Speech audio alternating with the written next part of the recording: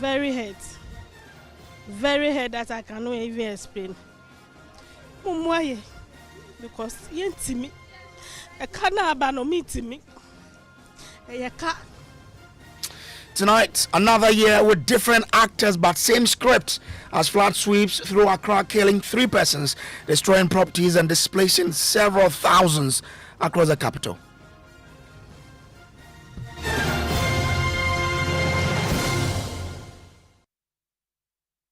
Very hurt that I cannot even explain. Mumwaye, because yentimi, a kana abano me. Well, we'll take you to Lakeside Estate and Room 6, all in Adentan and the Odona area, on the level of damage, plus what the assemblies plan to tackle the challenge. What we need to do about it, and we've decided to fix this once and for all. Either we do it from the common fund, either we do it for our own internal generated funding. We are going to put this in our budget for next year. We have details, plus speak to the Ghana Meteo on what more to expect in the coming days. All here on Top Story, brought to you always by Telecel Connecting Energies.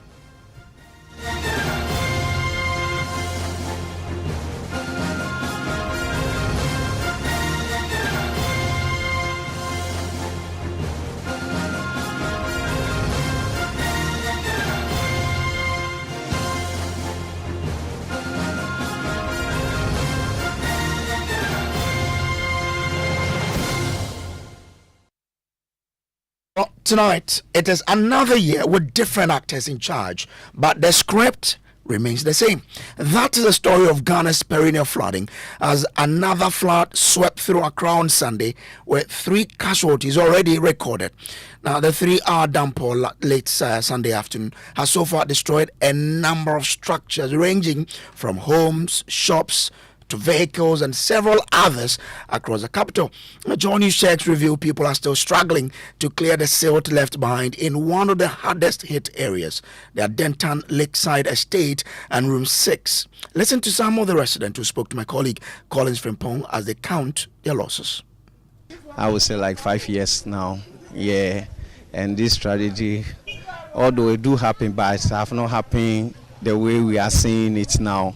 Because the rain started like that was yesterday, around from 5 that way going, yeah, and it was massive, and we didn't take it easy at all.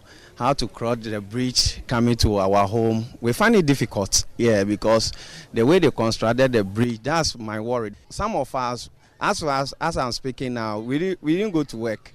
We are still removing our things in the room. Was the place flooded? Yeah, it's flooded throughout. How did you manage to stay there today? Actually, as it happened like that, I need to come out because I have a family and we have to come out and let the water come down before we can access to certain things that we can take things out from the room. Yeah, that's how we came out from the room and the room flooded. So as the water come down, before we get access to the room to pick things out, I can tell you that everything is spoiled. You can see behind me. Well, so those were some of the victims that are speaking to my colleague Collins Frimpong. Collins himself joins me in studio with more from his rounds in that particular area. Collins, now you have been to 2 areas in Adentan today. Let's start with the hardest hit, Room 6. What did you witness and how dire is the situation? So the hardest hit area from Sunday's downpour was the lakeside, that's specifically Room 6. And when I visited the community, I saw first and devastating impact. That was around 8 getting to 9 a.m. there, where hundreds of homes were flooded with water levels reaching high as lintel of many buildings. Wow. And also the aftermath was quite heartbreaking. So at least 5 vehicles had been submerged, with 2 of them still trapped in a nearby drain and also half buried under silt and debris. And residents had dragged out soaked mattresses, sofas, and also damaged appliances in a desperate attempt to salvage what they could. Okay, all right then. But still in that area, we know a delegation by the president was on the ground with you. Who are these persons, and have they given any clear indication on what will be done about all of these? So around 12:19 p.m. thereabout, that's when the anti-flood task force that was set up by President John Dramani Mahama a few months ago sent a delegation, and they arrived around 12:19. And on the ground, these persons that we engaged, I was told in a conversation that wasn't recorded, I mean, off air, they told me that the task force had informed them or tasked them to come around to get first-hand information and also try to provide some solutions to the task force on what they would do. They came with the NADMO as well. Very hurt that I cannot even explain.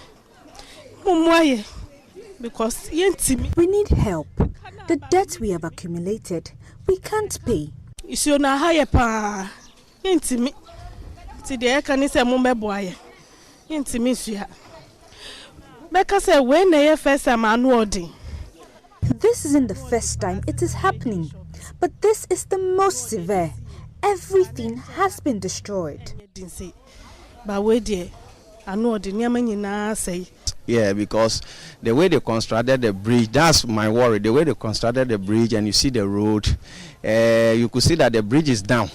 And when you see where the water too is coming from, it's coming from Dodowa, Ebri. That's where it leads to our end here. And you can see, you yourself, you can witness what is going on over here. So we need a help. Well, Colin, so those were some of the updates who were calling or asking for help from government and the state. Now, in terms of, we heard earlier of some reported death. What do we know? So what we know, what we were told by some of the residents and confirmed by the municipal chief executives, 3 deaths occurred in different parts of the Adentan municipality, including the Lakeside Room 6. So according to an eyewitness, a man was trapped inside the room while attempting to escape. And also at Nanakrum, a 4-year-old girl lost her life, and another death also occurred at New Legon.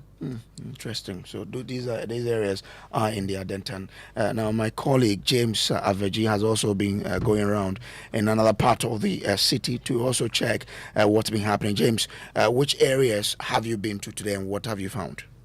Well, Brace, so we've been to the Odona Sahara area here. In Adabraka area, where a number of houses and properties have not been spared from yesterday's downpour. This is a site visited by the Kolikolote Municipal Assembly, led by the new MC Alotegezi, Honorable Alotegezi, as well as who is actually starting work today as the new MC of the area, and the municipal NADMO director, Hendrik Nobelkina. Now, the area around the Sahara Park, which house a lot of makeshift structures, has been worse affected. The municipal NADMO boss indicated that from their preliminary assessment, at least 3,000 people have been affected so far, attributing the cause of the fire to, guess what, an overflow of the outdoor drains. The cause of the flood. Exactly. We know that some desilting works are currently ongoing on the outdoor, but the indication we get is that this is still upstreams, and that not much has been done downstreams in the Adabraka area towards the Odor River, reason why it overflowed yesterday. I spoke to one of the victims, who is actually a mechanic, who tells me that a number of cars that people have brought for them to work on have all been flooded. I've seen a number of them myself, and that they would have to spend more money to revive these cars for the owners. Our cars, you see, somebody bring his car to us to check on it, and the water even go inside. So now we are just washing the car and see if it can spark. And a lot of damage have even spoiled over here. I could say mine too. Meaning the car too has been flooded? Yeah, the car too has been flooded, you see. You use this place as your workshop? Yeah, here's our workshop. And look at our workshop too. Okay. All the cars have been flooded. And my tools and my or Kinja all have been. I would say the water have taken it away. Where did you leave it? Oh, I just placed it on the shop, and right now if I come, I didn't find it, so I just wear this one. Your shoe too is gone. And that's why I've even wear this one. And so all I can even say is more. So what do you do now? If the car is not able to start, what do you tell the owner? Oh, I will tell the owner that I should have a small patience so that you will see what you can do and to use packet. And even But that will come with extra cost. oh, that. Because now, if the person come and the water even go into the car, he will just angry and complain by you are just begging and talking to the person to come down so that everything will be fine. How do you think the problem can be solved? The Odona is choke, and our small this gutter too is not moving because the flooding always. This one crowd, the rain did not even fall over here. Just small water, just do petazemino and then here flood. So I'll plead on the government that you beg, if you come and see any help, then you should help us so that everything will be good for us. So that you over here living around here will be also living better. So it looks like the challenge is known. Exactly. It is the solution that is not known The to many, solution we or have even the been solution. dragging The is solution known. people is known, but how Exactly. to do it. But what has the assembly been saying in terms of, what they intend to do to solve the situation? Well, the MC, Honorable Alotegezi, said apart from the work ongoing on the outdoor drains, he will look for some money to fix an earth drain, which is just by the Sahara Park, which has now overgrown with weeds. But unfortunately, they would have to wait a bit longer because that will be next year. What we are looking at after my discussion with them is to try and fix the challenge we have. Not for us to every time walk in here, sympathize with the people, collect refuse, and then give them something. But it is time for us to look at the drainage system, what we need to do about it, and we've decided to fix this once and for all. Either we do it from the common fund, either we do it for our own internal generated funding. We are going to put this in our budget for next year, and then see how best we can minimize the flooding. Yes. We also don't know whether those living around are part of the problem. But once the drainage is constructed based on engineering research and advice, and we still have this, then we'll have to then move the next step to try and resolve the problem.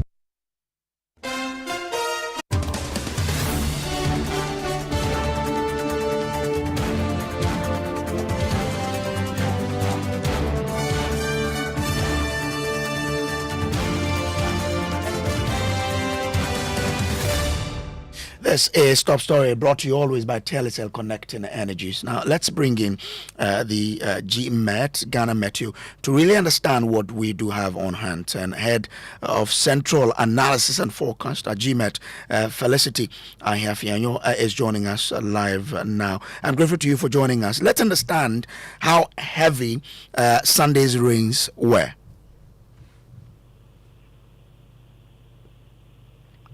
Hello, Felicity, can you hear me? Yeah, hello. Yes, I can hear you. So I want to find out from you how heavy Sunday's rains was.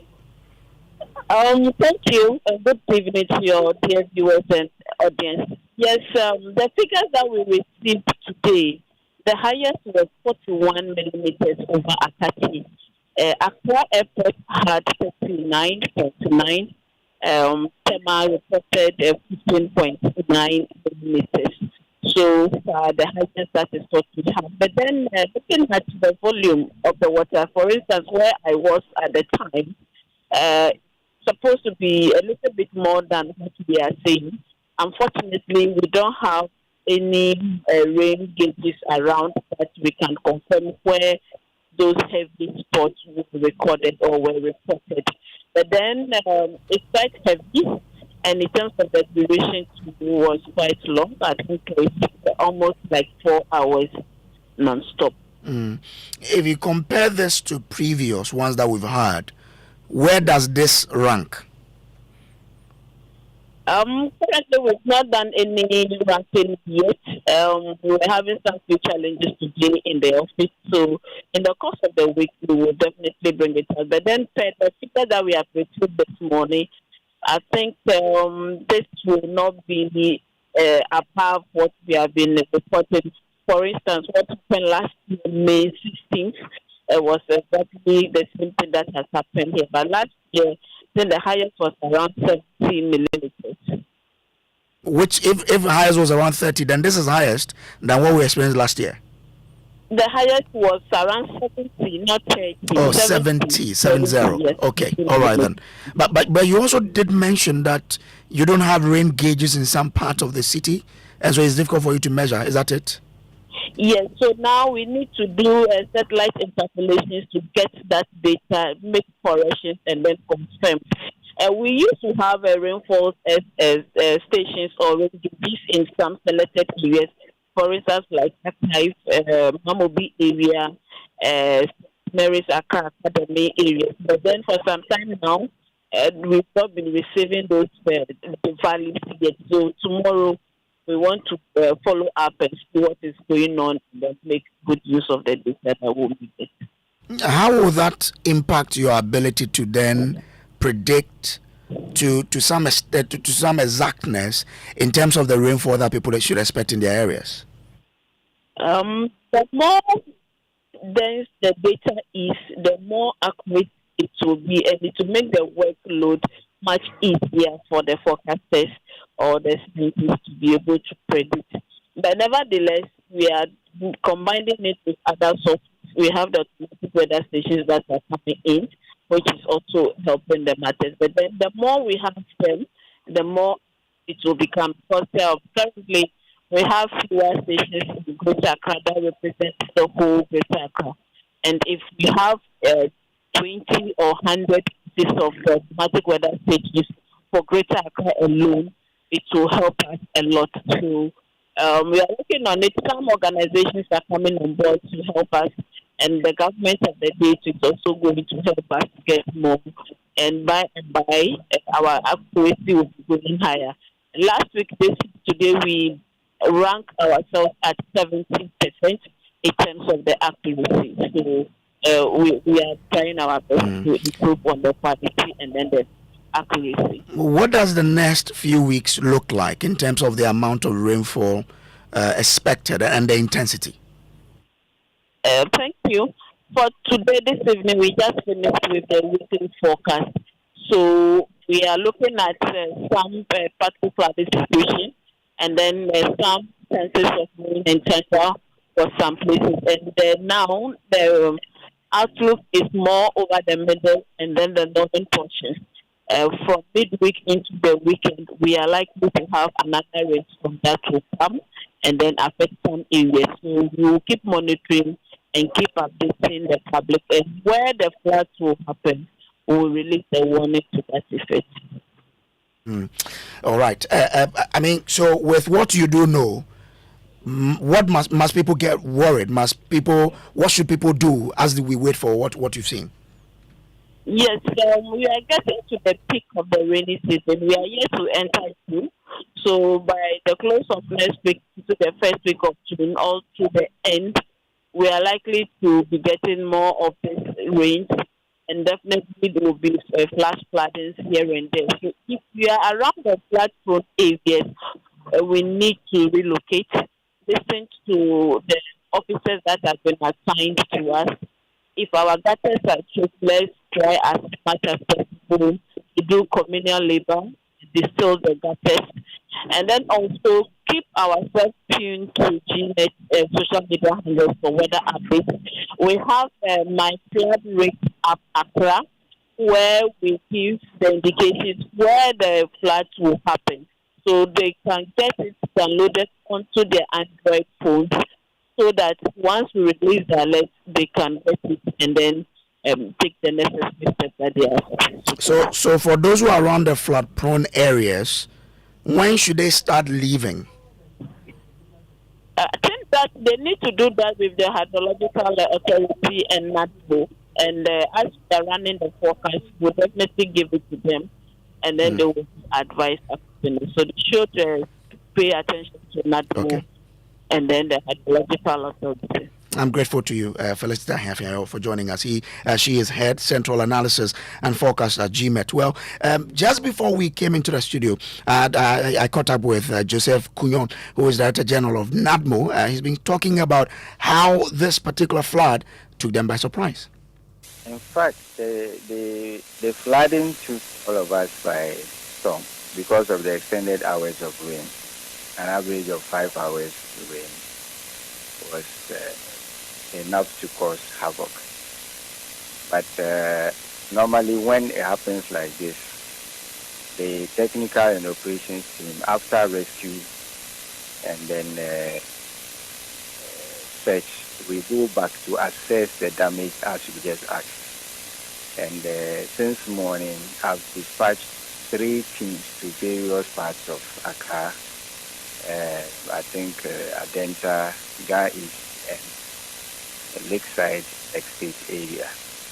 So they are doing detailed assessments of impact, and then they will come to update me on the cost and the distractions caused by the rain.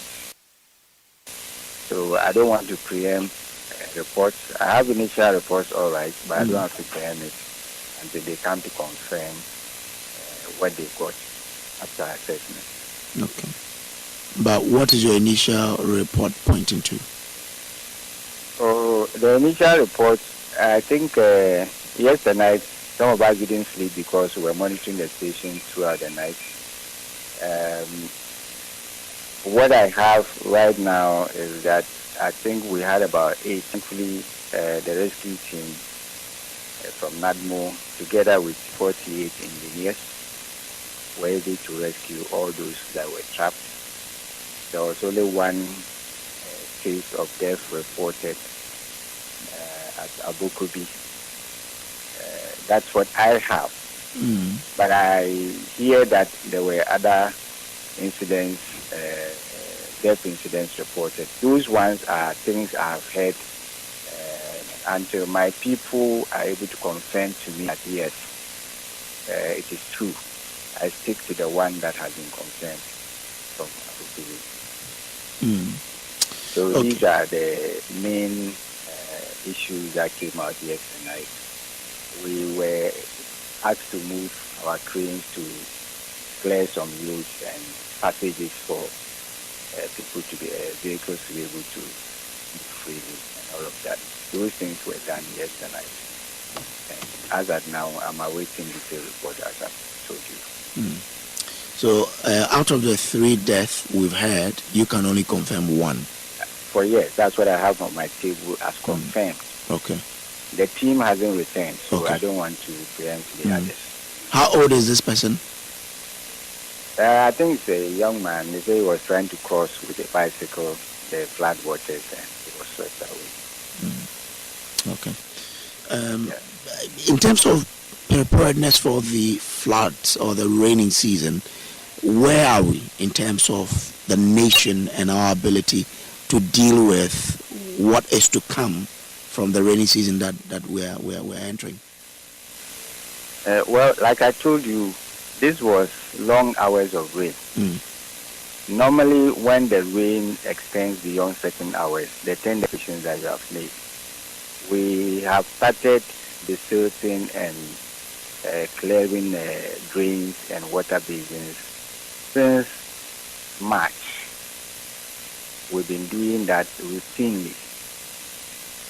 Something happened last week, and whilst we were preparing to take care of it, the rain took us, I would say it caught us on wrong foot because it happened the weekend whilst we were planning for this week.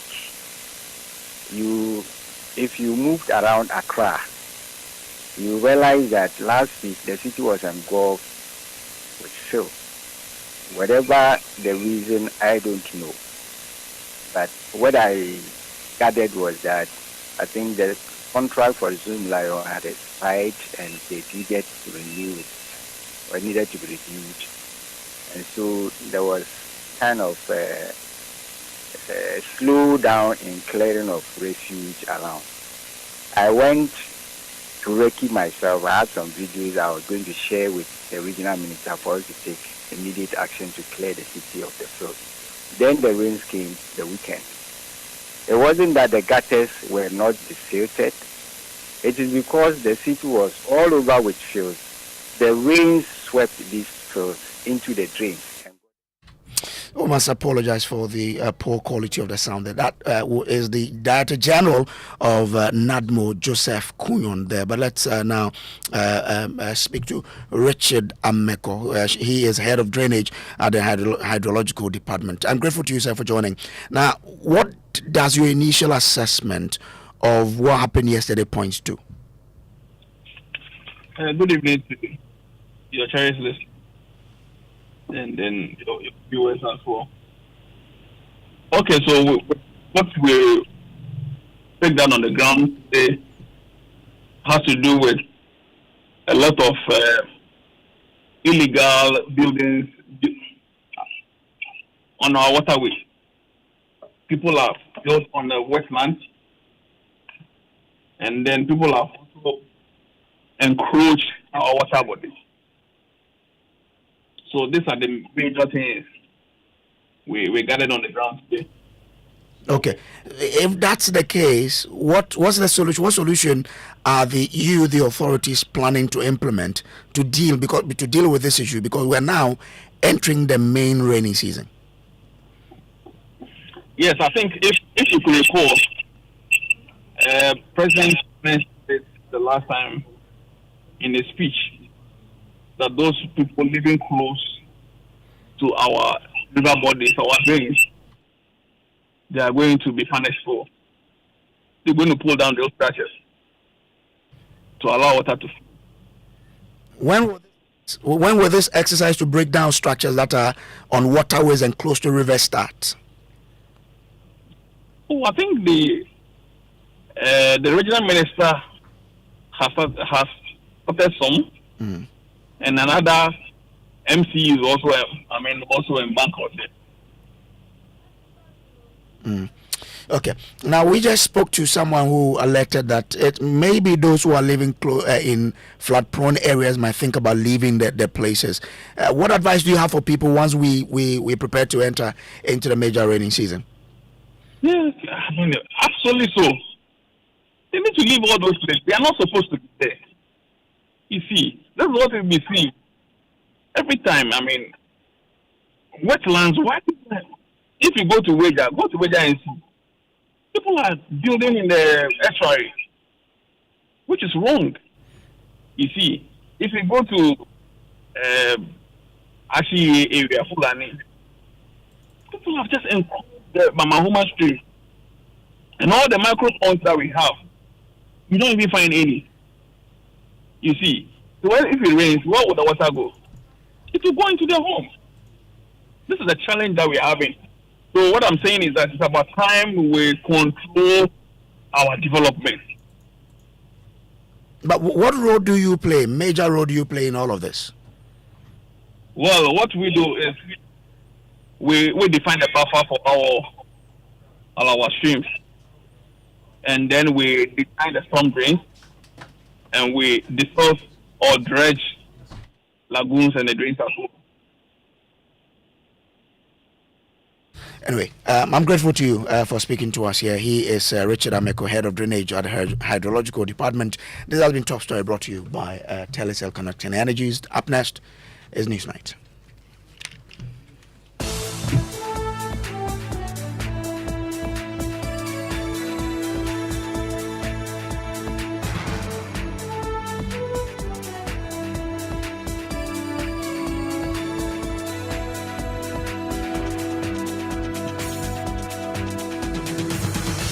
Tonight, MPP minority in Parliament intensifies pressure on government to immediately address the power sector crisis, demanding immediate end to erratic power supply.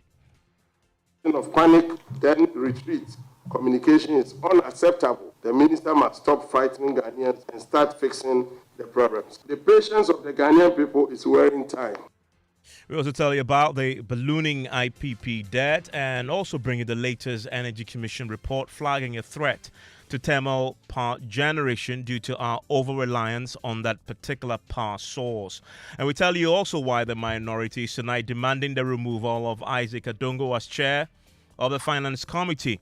Plus, Parliament's Works and Housing Committee calls for demolition of structures in waterways after floods killed 3 people in Adentan municipality. This should be non-partisan. If it is wrong, it is wrong. All structures that are found in waterways should be demolished so that we can get an easy passage of. In business, Finance Minister Dr. Atufo attributes City's record appreciation over the past months to effective collaboration between the Bank of Ghana and the ministry. And in sports, Legon Cities FC officially relegated from the Ghana Premier League following a 4-1 defeat at home to Nations FC. And we tell you why customers of defunct Men's Gold are tonight celebrating a small victory. Details after this.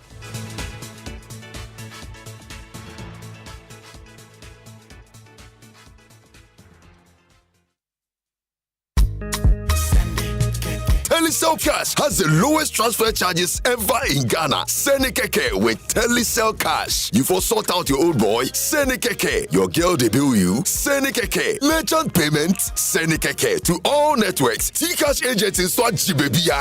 You won't buy some 1212. Send a keke. And even better, T-Cash to T-Cash transfers are still free on the Telecel Play app. Telecel Cash is a secure and convenient platform for cash transfers across all networks and anywhere mobile money transactions are made. Dial *110# to send money at the lowest charges ever, or download the Telecel Play app to send cash to T-Cash wallets for free. Telecel Cash. Send the keke.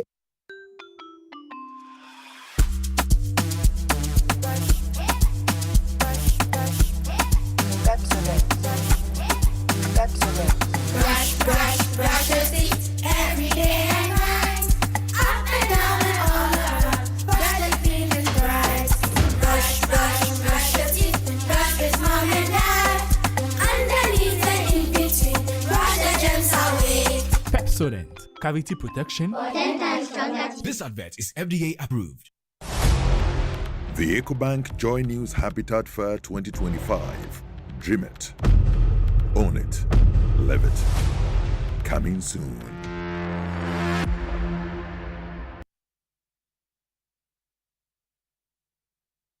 You're still live here on Newsnight. It's on Joy 99.7 FM. And since the rains, many homes still remain without power. And we're getting clarity now from the ECG pretty shortly when you can expect that your powers will be back up and running.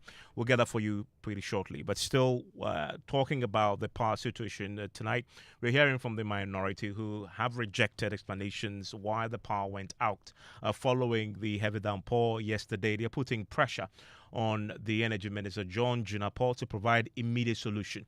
They criticize his recent announcement about having less than 3 days of liquid fuel for thermal plants, saying it sent alarming signals to the business community. Well, some majority MPs are also calling for urgent action to end the recent power outages, which they say is affecting their constituencies. They are demanding urgent action from the ministry and the ECG to improve the situation. Power outages, everybody is worried that the power outages are becoming more severe. And if you remember, I made a contribution on what is happening, especially in the Kojo area, where the power goes off sometimes for 2 days, for 3 days. And from the interaction we had, it seems that the problem is not coming from VRA, but it's coming from ECG. So I'll do a follow-up with the Director of Operations of ECG to make sure that we can improve power supply to the people of the Kobe area, and Yilo Kobe especially. For how long have they been experiencing this? For about a month. And I've had a lot of meetings with ECG. And the impression I got was that the problem was coming from the VRA substation at Pong. But it is clear that it's coming from the ECG substation. The light will trip, then comes back, let's say after 2 minutes. Then another 3 hours, the lines will trip. Sometimes what happens is that you may have the three-phase some are hooked onto, let's say, phase 1, another on phase 2, phase 3, before the neutral. So what happens is that finally, your house may be enjoying electricity, but the house adjoining, which may be on the second line, might not be enjoying. That has been the situation. And that is why they say that because the lines are not having that capacity, then the trips will happen. Because I was in a constituency a few weeks ago. What happened is that, like what the voter, my colleague was saying, similar thing, but even theirs is better. You may have power for about an hour, then suddenly, intermittently, the power is to be cutting off, on, off, for several times, especially in the evenings or in the night. And that causes a whole lot of inconvenience to people. Businesses must run. I even feel for those who are running cold stores, their products or storage might be getting spoiled. And a few NDC MPs there. We've been hearing from the minority side, the MPP side of Parliament also.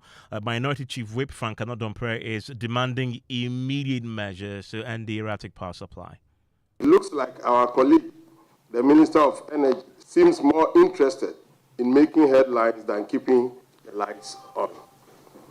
The minister's recent claim that Ghana has only 2.6 days of fuel left was not just baseless, but economically damaging. Such remarks create an atmosphere of uncertainty and instability, which is detrimental to investor confidence.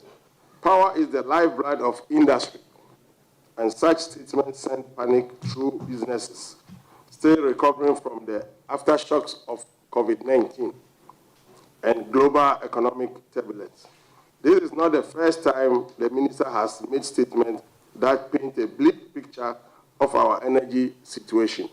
During the swearing-in ceremony of the president, he alarmingly stated that Ghana was left with only 5 hours of fuel, a comment he later retracted after clarifying that it pertained to heavy fuel oil, that is HFO.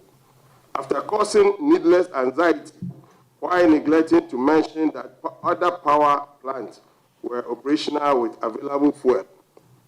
His subsequent assurances, following the 2.6 days of fuel, comment do little to alleviate our concern. This pattern of panic, then retreat, communication is unacceptable.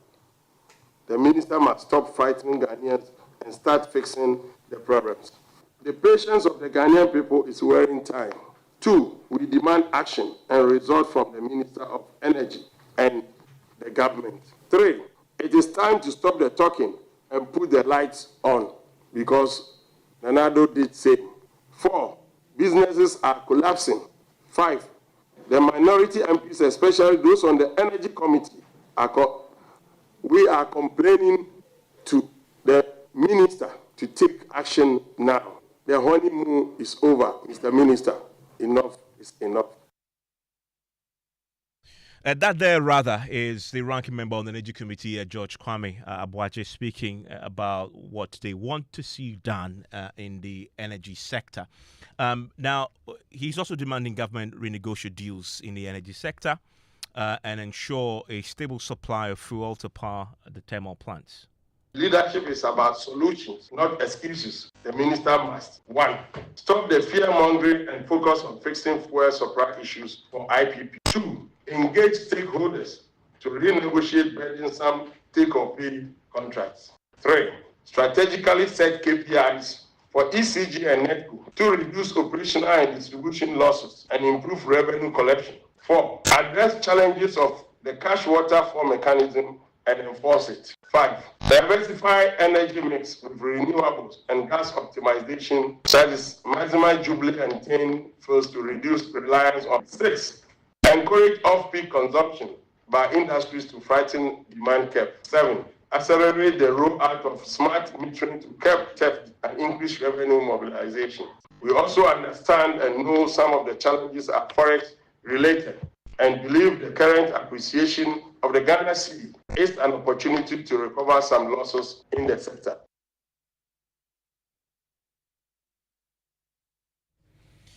Well, the minority in parliament, they're now vowing to oppose any attempt also to increase electricity tariff in the next window if the ECG does not improve its performance. MP for Mensah South, Nana J. Bafwewa, has petitioned the PRLC to immediately suspend the recent increase in electricity tariffs. We'll hear from them pretty shortly. James Abajesu of me in the studio with a bit more on this petition. James. Yes, Evan, so the minority, the MP, is saying that the increase of electricity tariff by over 14% is in bad faith, especially considering the fact that consumers are not supplied consistent electricity in the face of the current ongoing power outages. They are demanding 4 key things. One, that they suspend the implementation of the tariff adjustment scheduled for May 3, which actually took effect over 2 weeks ago, 2025, until a stable and predictable electricity supply is restored. 2, issues of public statement addressing the current power outages, including their causes, expected duration, and steps being taken to remedy the situation must be announced immediately. They want the Electricity Company of Ghana to be compelled to publish a timetable for the outages to guide consumers, and finally that future tariff adjustment be conditioned on verifiable service delivery improvement, with a requirement for utility providers to meet specific performance benchmark as a prerequisite for approval of such tariff in the future. Evans. James, thank you very much. Thankfully, we can speak to the J. Bafwewa, MP for Mensah South, joins us on the line. I'll get you some clarity if you are currently in darkness still. Despite the fact that the rains have long receded, the floodwaters have, and you're still out of power. We're going to get some clarity from the ECG when you can expect your power to be back on. Many of you went off for long hours in the wake of the floods yesterday. We'll get clarity for you pretty shortly. Dr. Charles Ani Ayuku is the General Manager of External Communications at the ECG.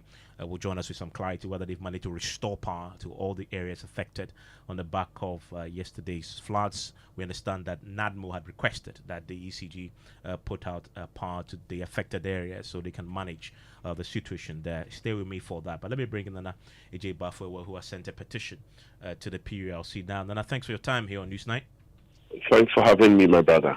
You're aware, though, as you're asking the PRLC to suspend the tariff adjustment, that the quarterly tariff adjustment is part of the IMF program that your government at the time signed us onto. My brother, there's a customer client, there's a service relationship between the consumer and the ECG, which is regulated by the PURC. The ECG needs tariffs to run the services. We also need a service after we have paid the tariffs. I'm only inviting the PURC as the regulator to, in this instance, protect the consumer so that they pay what they are paying for, they get the service they are paying for. In the absence of that, the consumer is being shortchanged.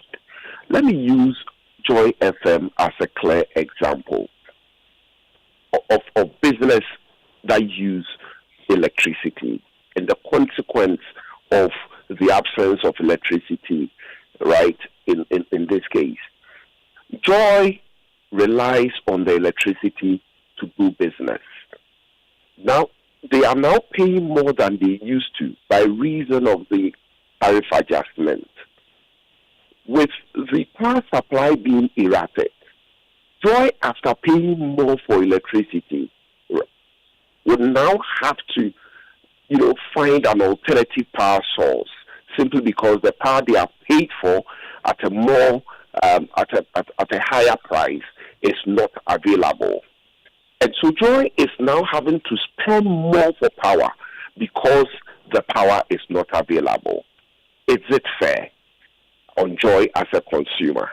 It is clearly not fair, right? If you take the business consumer, if you take the domestic consumer, then you are also looking at a situation where you are paying for power which is unable for them to use, as far as their day-to-day lives are concerned, right? They are also unable to also plan their domestic activities. That is equally also not fair on them. But the PLC has internal mechanisms for dealing with that. Last year, for example, in the first quarter, when we had a short period, I think 3 months of doomsday, what they did was to impose sanctions on the ECG for the erratic power supply. Then it doesn't necessarily mean that it will go to affect the tariffs, because that has set factors guided by set principles in calculating and adjusting tariffs every quarter. Okay, so the sanctions, who benefits from it? What kind of sanctions are they imposing, and who benefits from the sanctions? Even in football, when a sanction is imposed, it inures to the opponent, right? This is consumption, where there is a contractual relationship between the consumer and the service provider, right? If you are paying for a service which is unavailable, which is demonstrably, unreliable, which has declined, okay, if you have an option, you would move away from that service provider. But in this case, we don't have an option. What I am saying is that in this instance, the regulator should look the way of the consumer. It looks as if the regulator is always looking after the interest of the service provider. But in this instance, the consumer should be taken care of. When I say very respectfully that the tariff should be suspended, it is not to say to reverse it. Yes, it's been imposed, but pending restoration of full service, hold on with the tariff adjustment so that the consumer will not suffer unduly by having to pay for higher tariffs whilst also looking for alternative power supply, which also comes at a cost to the consumer. I think it is only fair, and that is not sanctioned, right? It is only fair contractually that when the consumer is not in a position to negotiate something which is fair, that protects the consumer, the regulator will step in and do the needful. Your petition, has it been received by the PLC? Yes, very respectfully. If you look at what has been... Yeah, and what did they give you in a response? It was sent just today. I am expecting a response. You're expecting a response that says that they will suspend the tariff. That's right. My brother, I'm not only asking for the suspension of the tariff that have been adjusted. I'm also asking that there should be published timetable, so that Joy FM will know when to buy fuel, right, and when to rely on ECG, that is power from the national grid. That is all I'm asking for, right? So that we can plan our daily life. At least this erratic power supply has gone on beyond a month. And so it is what it is. There is a real problem. Okay? If you don't get the PLC to comply with your demands, what happens? I will explore various options available to me under the law. Options such as? I will explore. Very respectfully, PLC is a regulator. It's subject to our courts in the exercise of its powers, right?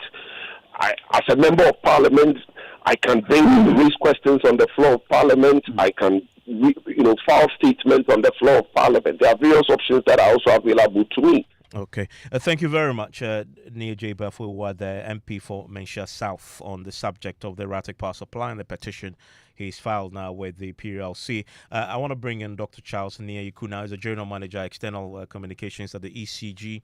Doc, thanks for your time here on Newsnight. Earlier in the day, we got a notice from you alerting us all that indeed the NADMO had requested that you put out the power in some areas affected by the floods yesterday, but some areas were not back on as of this morning. Can you update us on whether or not you've managed to restore power to all the areas affected? Yeah, thank you very much, and good evening to you and your listeners and those who are watching you. live online. Yes, so we just concluded a meeting with the NADBO team about 30 or so minutes ago, and we've agreed that areas such as Botiman Stadium, affordable housing, the main Botiman Township, Lakeside, School Junction, Melcombe, Major, Zoom Lion, University Farms, Krasako Third Gate, Legon Hills, Santoy, Blue Kiosk, Medina Islam University are safe to be back online. Yes. They are safe to be back online. Does it mean that they are back online now? That should be they should be back online because we concluded our meeting about 30 minutes ago and we agreed that they should be back online. Okay, yes. so you expect there was a challenge at the Little Roses area. There's a broken pole or a falling pole on the Nana Krum bridge. Yes. So because of that, we've been advised to do an isolation. That is to disconnect power from some parts so that we can restore for some other areas within the Little Roses and this environment. So yes, that's the current situation. So we are still working with NADMO for final clearance so I can put everybody back. So the areas around Botiman and others, Botiman Stadium yes. and others you mentioned, they should be on tonight. They should be on. Okay, but you cannot confirm us at this moment since the last meeting 30 minutes ago whether indeed they've been switched back on. Yeah, I can confirm and then call you back in some few minutes. And you told us that NADMO had asked that you put the power off. Did they indicate exactly why? Yes, because of the affected areas. You know, some areas were very much affected with the floods. Yes, and some poles, some boards. I mean, a whole lot of disaster situation. Yes, if I should put it that way, which caused very unsafe situation for our customers and people living in the area. So they advised that we don't put the lights on at that moment, but we should exercise some restraint and make sure that they've cleared the areas and consulted with the other team members before we are able to put them back. And very quickly, I'm just getting messages from listeners that parts of North Legon, Agbogba, Abloje are without power since 5 p.m. yesterday, though the area didn't experience flooding. What do you say to that? Okay. Well, I have to check from the regional office or the district office to be sure why they are still experiencing an outage or experiencing outages at this moment. But I've not received any reports. I'm checking from our system reliability platform, and there are no reports that they should have any or experience any outage. But after speaking to you, I would make sure that I check from district offices and then get back to you. Okay, but the residents who live there, one of them, my colleague, say they still are without power. And they've been without power since 5 p.m. yesterday. Is it the entire community? So the area or areas like just North a few? Legon, Abloje, those areas there, they have... come again, please. The North Legon area, the Abloje area, I believe we may have lost him there on the line. We'll try and reconnect it to get clarity for you. But he says, most importantly, that if you are in the Botiman and its enclave, there and surrounding communities, you should have electricity tonight. You've been off for a while. He says NADMO asked them to switch you off so that they can manage the flooding situation that we saw in these parts, and that the expectation after a meeting 30 minutes ago, the ECG has given the all clear. The engineers have given the all clear that they can put you back on. I want to hear from you if you live in the affected areas. If you live in any of those affected areas, please let me hear from you. 05511119997 is the WhatsApp line you can reach us on, just to get clarity on whether or not indeed your lights are on, because the ECG now has the all clear to switch you back on. I was on the line with Dr. Nyeyiku when he dropped. He was answering a question that we got about the areas in North Legon that are still off. You were explaining earlier that you were going to check what's happening with the North Legon areas.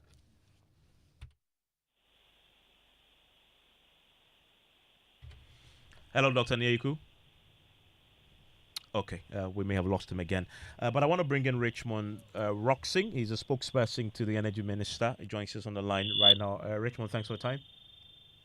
Thank you, Ivan, and good evening to your listeners. You must have heard the minority side. They filed a petition now. They're asking for the PLC to suspend the tariffs that were adjusted recently because of the inefficiency in the system and erratic nature of power that we currently have.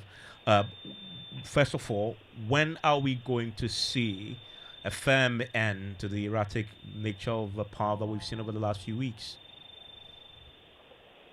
Yeah, Ivan, the first point that I want to make from the minorities press conference is that they accuse the minister of engaging in scaremongering. It's rather unfortunate that they will say that, because on Thursday, the Parliamentary Select Committee for Energy invited the Minister for Energy and Green Transition, together with the agencies under his ministry. At that meeting, the committee members asked the Minister the state of the energy sector in Ghana today. What the Minister did was to give an update on the petroleum sector as well as the power sector. In the petroleum sector, the Minister disclosed that ExxonMobil had committed to coming back to Ghana. He also disclosed that ENI wanted to invest some $2 billion, as well as Cosmos Energy. In the power sector, what he did was he gave an overview of where we were as a country, the generation capacity, the challenges with the lines, the challenges with ECG, the debt level, and then what the government was doing to maintain stable power supply to the people of Ghana. So it's interesting that the minority is accusing the minister of scaremongering, but they are only focusing on an aspect of the updates that the minister gave to the Parliamentary Select Committee.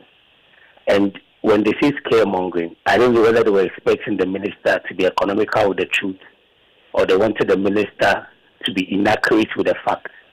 What the minister did was to put out the truth at the time he was holding the press conference. In the interest of time, I know you've addressed the minority concern, but for millions of people, the only thing they really want clarity about is when they can sleep easy, that the lights won't go off. Do you have any clarity on when, regardless of what is happening in the system right now, when you are setting that the challenges will be dealt with? The reality is that as of now, we are not shedding load. Our generation capacity is enough to meet the demand, even at peak time. So if you're experiencing erratic power supply, definitely it will be faults that have to do with the lines or some transformer, or localized fault, depending on whatever the reason will be. And that is why we have said that if you experience any challenge, just call the call center or get your nearest ECG office, and that the problem will be resolved. But we are not shedding load at a country at this point in time. Yes, we recognize that we inherited a very challenged distribution system, but the government and the energy sector players are working on that to ensure that consistently Ghanaians will enjoy stable power supply. And that has been the objective of the government of Ghana. Thank you very much. Richmond Roxing there speaks for the Energy Ministry. And we have a fresh report that also puts this in perspective. I'm talking about a report that the Energy Commission has put out. Hydro share of the national electricity generation has stagnated, while thermal power continues to dominate the energy mix. Joint News' lead data and research analyst Kofi Ejaya has been studying this report and joins me in the studio. So give us a sense of what this says and implications for us.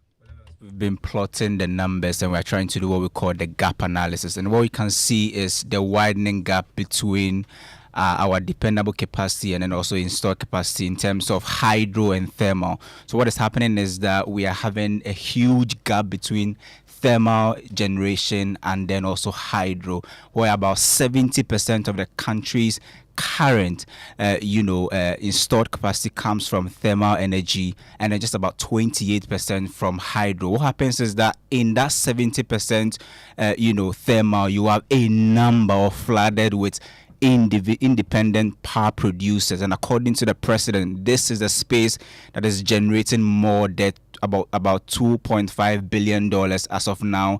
And if you look at the Energy Commission's report, we need over $1 billion this year to buy fuel in order to power the power plant, providing this hydro energy. Now, the big question is this a national security threat? Because we know that before 2015, we were getting more energy from hydro. Now it has changed, it's more thermal, and that means more money to buy fuel. That is the current picture being painted by the Energy Commission of us. Okay, yeah, thank you very much, Kofi. More on the research page on myjoyonline.com. Still listening to News Standards on Joy 99.7 FM. And George Affe will join me pretty shortly with business, and I will be all sharing your thoughts with the rest of the world. Now, a few of you living in the affected areas have joined me with your messages already. This one says, Lakeside, it says Evans Lakeside Estates, Japan Motors is still in darkness. And so that is a quick feedback to the ECG general manager, external communications, who just gave us indication that 30 minutes ago they met and they've decided to switch the power back on. So these MPP guys are really funny and annoying. We are tired of this cacophony of comic attitude. Is he demanding for ECG timetable? He should ask NAPO, he says. And Nana Ekwama Boateng says this Doomsaw issue is getting out of hand, coupled with a 14.75% tariff increases when there is no evidence of improved service delivery. One thing that is common about this government is a lamentation of problems by the ministers. And Samin Kumasi says history of devastating flooding occurred in Accra between 1930 and 1955, yet nothing concrete has been designed to find a lasting solution to this annual ritual. I want to hear from you too if you are in any of the affected areas as far as the power situation is concerned. Share your thoughts with me. You've had the ECG update. You should have power by now. If you don't have it, send me a WhatsApp 055-11-11997. George Affe is here with business. Hi, Evans. And coming up in business, the Finance Minister, Dr. Tuforson, attribute the city's record appreciation for over the past 1 month to effective collaboration between the ministry and the Bank of Ghana. And the central bank expects inflation for this year to perform better than the revised 12%, whilst projecting that the country will reach the much talked about single digit by the first quarter of next year. The business news on Newsnight is brought to you by MTN Business. Welcome to the new world of business. The other day, I visited Kweku at his spunky new office to congratulate him on opening his business. And man, was I impressed. The business is just moving quick. The sales, customers, everything is just working seamlessly. The secret? He said, it's MTN Business Broadband. In this fast-paced environment, we need fast and reliable internet to support all business types. No laggy online meetings, great download and upload speeds, impeccable business management systems, all inclusive. I mean, you can have it all. Shout! I signed on immediately. To enable your business stay ahead and stay connected, make sure you're signed on to the best internet made just for businesses. MTN Business Broadband. Sign up today on broadband.mtn.com.gh and manage your account on my MTN app. Call 0244-308-111 for more information. We are good together everywhere you go. Hello, esteemed CEOs. Join us for the highly anticipated 9th Ghana CEO Summit and Expo on 26th May 2025 at Kempinski Hotel, Gold Coast, Accra from 9 a.m. to 5 p.m. This biggest business leadership conference offers actionable insight and strategic opportunities for topmost CEOs and policymakers. This year's theme, leading Ghana's economic reset, transforming business and governance for a sustainable futuristic economy. We'll focus on transformational leadership to reset Ghana's economy through sustainability, digital innovation, and governance reforms. Be inspired by the special guest of honor, His Excellency President John Dramani Mahama. Key sessions include CEO presentations, master classes, keynote plenaries, the CEO Excellence Awards, and more. Register today at GhanaCEOSummit.com to secure your spot. For inquiries and sponsorship, contact 0546 391 970 or email info@GhanaCEOSummit.com. Powered by Ghana CEO Network in partnership with Deloitte, PwC, GIPC, SIGA, Media General, and Multimedia Group. Ghana CEO Summit. Be inspired. Son, we are so proud of you for setting up this hospital. I really love those hospital beds and waiting chairs. By the way, did you import them? No, Dad, I didn't. I actually got them from Kindle Books and Stationery right here in Ghana. Wow. We also bought our office supplies, safes, executive desks, and chairs from Kingdom, and they gave us expert advice on how to set up our office. Guys, that makes 3 of us. I also got our sofa and bedroom sets, plus our dining hall furniture for our new home from Kingdom. Wow, Mom, that makes 4 of us. I usually get my stationery items from Kingdom, and my teacher also mentioned that our classroom furniture was provided by Kingdom. So there you have it. Whenever you're thinking about setting up an office or acquiring furniture for your home, etc., Kingdom Books and Stationery should be your first point of call. With over 40 years experience in the industry, we stock and supply a wide variety of globally sourced office and home furniture, stationery and equipment. Visit our head office, Osu Akwaje, or our office near the Osu Stadium. We're also in Tema Community 1, opposite Olam SHF, Kumasi KNUST campus, UCC Cape Coast, and now at the Marina Mall, Airport City. Or call us 0302 764101, 764209, or 762792. Visit our website www.kingdomgh.com. M&C Group is a leading investment holding company with expertise in minerals and food commodity trading, precious minerals refinery, real estate development, and logistics and energy. With individually registered companies, our headquarters is located in Accra, Ghana, with operational offices in Dubai, UAE, Hong Kong, and Guangzhou in China, Johannesburg in South Africa, Virginia in the USA, and Milan, Italy. We connect business markets and drive growth. Trust us to maximize value in every deal. Call us on 0302 551 917 or 0302 551 918, or send us an email mncgroup@mncgroupgh.com. MNC Group, totally reliant.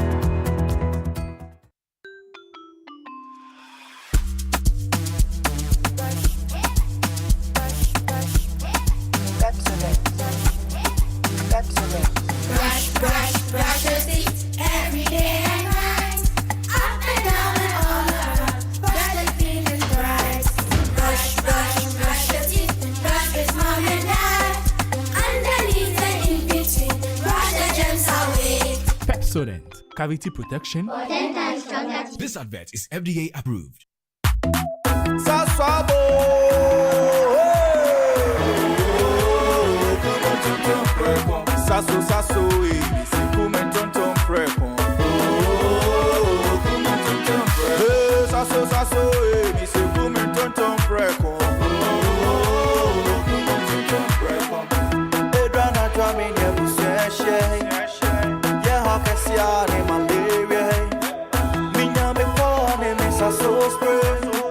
Every mosquito study run away. Oh, come on, tonton preko. Sasso, me se come tonton preko. Oh, come on, tonton preko. Sasso, come tonton preko. Nani sham ne die e demo stronko. This advert is FDA approved. The EcoBank Joy News Habitat Fair 2025. Dream it. Own it. Live it. Coming soon. You're welcome back to Business on Newsnight. Now, the Finance Minister, Dr. Atuforsen, has attributed the impressive run of the Ghana cedi over the past months to effective collaboration between the Bank of Ghana and the Ministry. The Minister of Finance said this when he inaugurated a 9-member board, or the Gold Board, in Accra today, chaired by one Mr. Kojo. There's more in this report. Speaking at the program, the Finance Minister, Dr. Atuforsen, noted that the city's performance has also been influenced by what he describes as robust economic policies by this administration, together with favorable global conditions. The minister explained that the Bank of Ghana had also adopted a stringent monetary policy in collaboration with the Ministry of Finance. This includes focusing on aggressive liquidity sterilization, while the ministry had also pursued a disciplined fiscal path centered on prudent public finance management. Dr. Atuforsen also highlighted that this coordination has also helped in restoring investor confidence, which has gone a long way to help in the city's recent good run. And that is the Business Desk report. Meanwhile, economist Professor Patrick Isumin has been rejecting arguments put forward by the Finance Minister, especially when it comes to the collaboration between the ministry and the Bank of Ghana argument.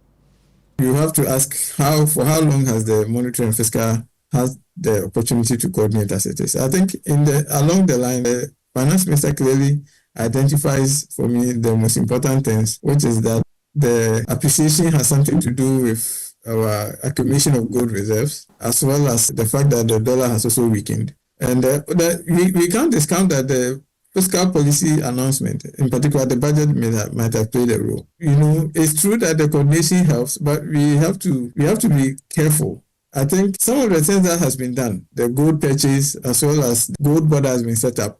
You see that it has the potential to strengthen the city going forward. But at this moment, the city's strength is largely still determined by external factors, which we don't have quite control over yet. So I think I will be too cautious to attribute much of it. I'm not saying we should completely discount the coordination, but I think we can't give too much of the credit to that. I think. Economist Professor Patrick Isumin. Now, the Bank of Ghana has indicated that it expects inflation for this year to perform better than the revised end-of-year target of 12%. Now, this is based on fresh monetary measures that the Bank of Ghana will be implementing along with other regulations. Dr. Zachary Mumuni is the first Deputy Governor of the Bank of Ghana. See it exactly as being too ambitious. It is something that is within reach, perhaps even better. If you look at, again, what is happening, currently on our markets, that just, gives, you would have also seen our policy stance again. I keep mentioning this, and it's all linked. Now, aside that, you will also see that there are also some steps that are being taken to deal with the food side of it. Should these, activities that are being taken to address the food price situation yield some fruits, that should even be moving us far faster than we would have anticipated in the disinflation process.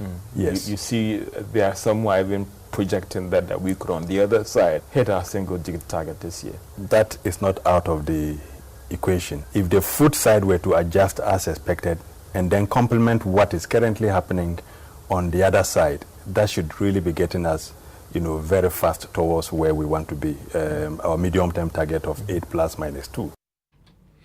Dr. Zachary Mumuni is the first Deputy Governor of the Bank of Ghana. Now, the Social Security and National Insurance Trust has called for broader consultation with proposals to review the country's retirement age.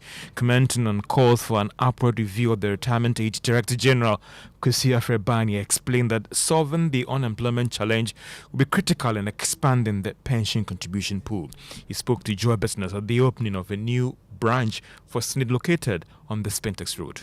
I think that the conversations around retirement age should be much broader, and we should engage much broader before we get into the spaces of is it 60, is it 61, is it 62, or is it even 65? Yes, there are some countries that do 62. There are countries that will do 65. But Ghana, as it is today, is 60 years. And what it is that we need to do is to situate these conversations as well in the broader conversation of employment. When you have high unemployment as well, you may need to review some of these decisions and ensuring that whilst you bring in fresh people to join the employment group, you also make sure that as we are beginning to live much longer than we used to live as a people, life expectancy has gone up.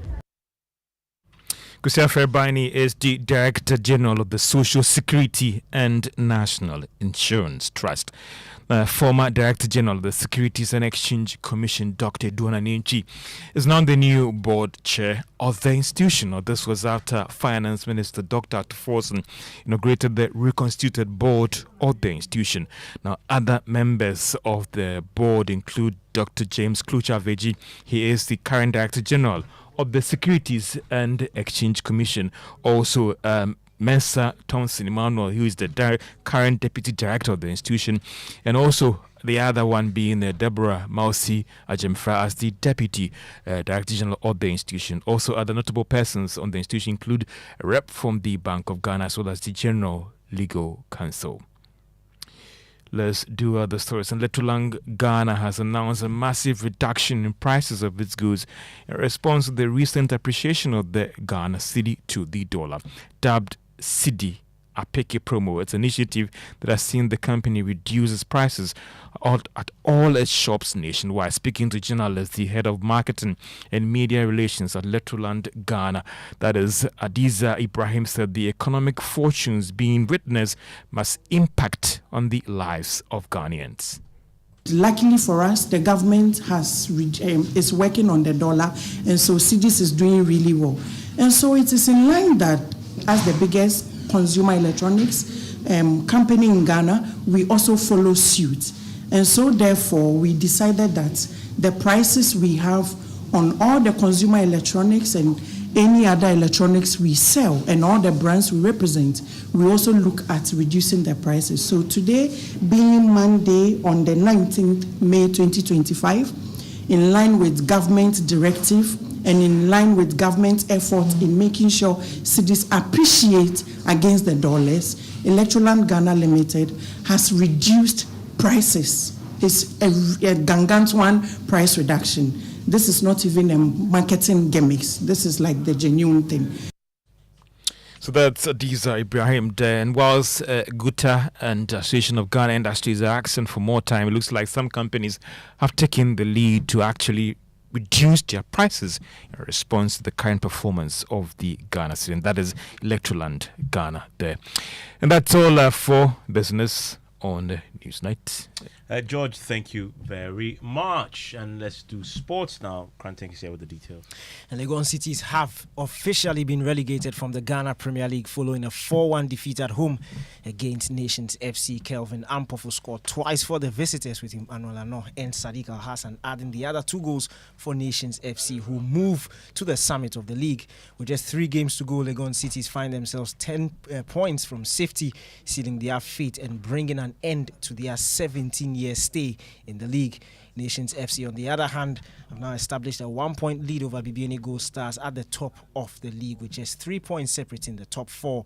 Now, the president of Ghana Athletics, Bawa Hussaini, has confirmed that plans are in place to organize a national championships ahead of the World Championships later this year. Ghanaian athletes have enjoyed a positive start to the outdoor season, and Bawa Hussaini is optimistic about having multiple athletes qualifying for the sprint events.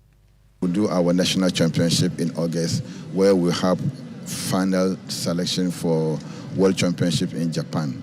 We are praying and hoping that we will get more athletes qualifying for the 100 meters than 3. If it's more than 3, then we have to bring all our foreign-based athletes to come to Ghana and do national trials, just like how Nigeria does it. America, US, Australia, and South Africa, they always bring their topmost athletes to come down to their country to compete. That is why we also want to do it in Ghana here. Bawa Hussaini is the president of Ghana Athletics. Before we go, Brazilian forward Mateus Cunha is set to join Manchester United at the end of the season. United are expected to trigger the £62.5 million release clause in his contract. The forward signed from Atletico Madrid in 2022 for a fee of around £34 million and has registered 27 goals and 13 assists in 63 Premier League games. 63. I mean, they keep making the same mistakes over and over again. Cunha? He's better than what you have. But that's the point, right? In the land of the blind, the one-eyed man is king. We want to go to the next step and challenge from the Premier League, not Cunha. 27 goals in 63 games for Wolves. Imagine what he could do with Man United. Oh, okay. Obviously, you're not a Manchester United supporter. So live, your news that is on Joy 99.7 FM. Well, the troubled CEO of defunct Mensah, Nana Apia Mensah, today suffered a significant legal setback when the Court of Appeal dismissed his application for stay of proceedings in the ongoing criminal trial in which he accused persons, himself and his two companies, Brew Marketing Consult and Mensah, have been charged with 39 counts of various offenses, including selling gold without license, operating a deposit-taking business, inducement to invest, defrauding by false pretenses, and fraudulent breach of trust and money laundering involving the sum of 340 million cedis. My colleague Latif Idris was in court for us and joins us on the line right now. You were in court. What happened? Yes, actually, I think when the Fashion case was established against NAM1 in July last year, he did three things. First, he filed an application of stay of proceedings in the court of the High Court. He did the same application in the Court of Appeal.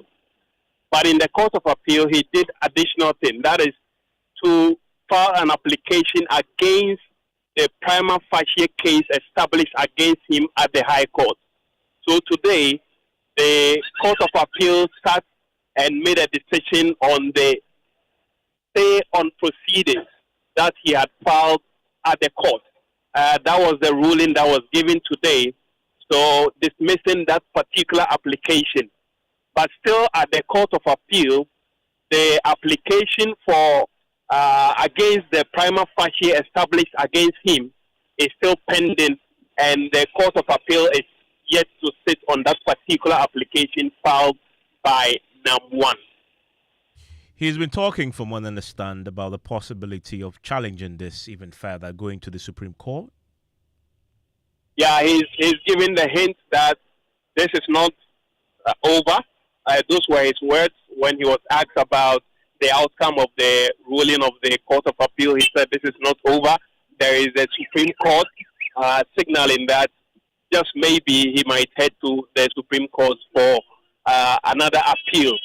But we engaged the victims of this whole quote-unquote Ponzi scheme, and they've been sharing their excitement with the Court of Appeal decision, but they have some further demands. They want the president to come in for them with a bailout, if you like.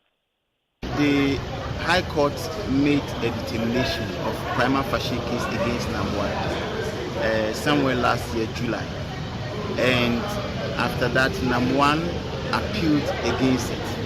That he think that something didn't go well. So he appealed against it. And he asked the High Court here to stay proceedings. As an association, tell us about what you make of this initial victory, if you like. I think it's a sign of relief for us because we had earlier on called for a speedy trial, and so the Court of Appeal has removed all the bottlenecks with what is happening at the lower court here. And I think it's also more or less, first of all, the accused persons have been given their rights. Their rights have not been trampled upon, and I think that is good for our criminal justice system. All that we are praying is that on the 28th of May we shall come back to the High Court, and we believe that the court will proceed. Fred Forsing speaks for the Mensah customers. He himself was in court today, joins us on the line right now. And Fred, from what I understand, you want the president to intervene with the bailout? Yes. Have you formally petitioned the Jubilee House? Yes, we have formally petitioned the Jubilee House before the reading of the first budget. And our information is that Jubilee House has taken a very positive step in respect of that request that we made. And so we have been following up on that one. We are only praying that where it is now, some concrete action will be taken in respect of that request that we made. Then we are good to go. So you haven't heard directly from Jubilee House since you filed your petition? Come again? You've not heard directly from Jubilee House since you filed your petition? We've not heard directly from them, but where the action was taken. We'll be following up on that one. And we believe that if things proceed as they are, it's going to be in the interest of all the customers. Thank you very much for reporting. I speak for the Men's Gold customers. Well, tonight, pavement traders are calling the bluff of the Chief Executive Officer of the Accra Metropolitan Assembly, Maxwell Alote, who has vowed to start an aggressive eviction exercise tomorrow morning. Just 5 days ago, he issued an ultimatum for them to leave the walkways or be forcibly removed, citing how the activities have clogged the central business district. But with less than 12 hours to the deadline, many traders say they have no intention of leaving the pavements. Okay, so in less than 24 hours before AMA's decongestion exercise, traders seem not to be ready to move from the pavement. Just last week, the Accra mayor warned traders to leave the pavement. In fact, he gave them up to Tuesday to vacate the pavement. Otherwise, they are going to remove all of them tomorrow. So we are currently here in Accra, the central business district, to speak to some of the market women or the traders. Hello, mommy. Good afternoon. Oh, what is saying? Enti echina osi wa mamu echina mu nyina mu free hanom. Me mama die. Me ni ba bia akọ. Ahaya na nseme ma no kromo nhwe ma. We ya na ye de hwe ye ma. Ye de bi ha dan, ye de bi tua wota benti ne ye to aba no. Se ya to aba no ombaye ye saa. Bokoba aba, bokoba akọ. Baby amutine ase mo like enye because nipa ye ma wa hanom ka se nya kwantwem. Madam, I have payment esun me ya Taliban who say but lolo kwan mu enamfo ni we ni no mbeje 5 but se si anu ya kra ni omu na afri wo ti baby anka ye betalen kakra de eze so mo hye no mo ye maye na ye blepa e wa kra ha se si ka si ye nyina ye kọ na se adwama na beba kro no basabasa nti aban on hye nti e kina wo beba na omba o cha me wa ha na ma hye de mayor no obeye. Okay, so my lady here seems not to be ready to move from here because this is the only source of income she has, and she has a lot of responsibilities at home, so she's not ready to leave the pavement. So yeah, the decongestion exercise is starting tomorrow. The AMA is coming here too. Oh, me shega. I was a member. Na me be hwese ne be kono. Minti na fie saa say yese me manti me ma meba ebi wo hanu aba space da ba bi aye wa omutini chense mun komachi na mun hihye mu na mun nyina anya fefefe ekwa but se baby am we ha nyina ye kwan mu he wo se nipa emfa ha amfa ha wo fa ha no e wo se nipa emfa ha nom wanya baby afa. So we had a few of the traders at the Central Business District. They are not prepared to move tomorrow morning. The Chief Executive of the Accra Metropolitan Assembly has vowed that the exercise will commence. They will evict all the traders found trading on the streets. We'll be there to bring you live updates as far as that is concerned. Enjoy the rest of your evening.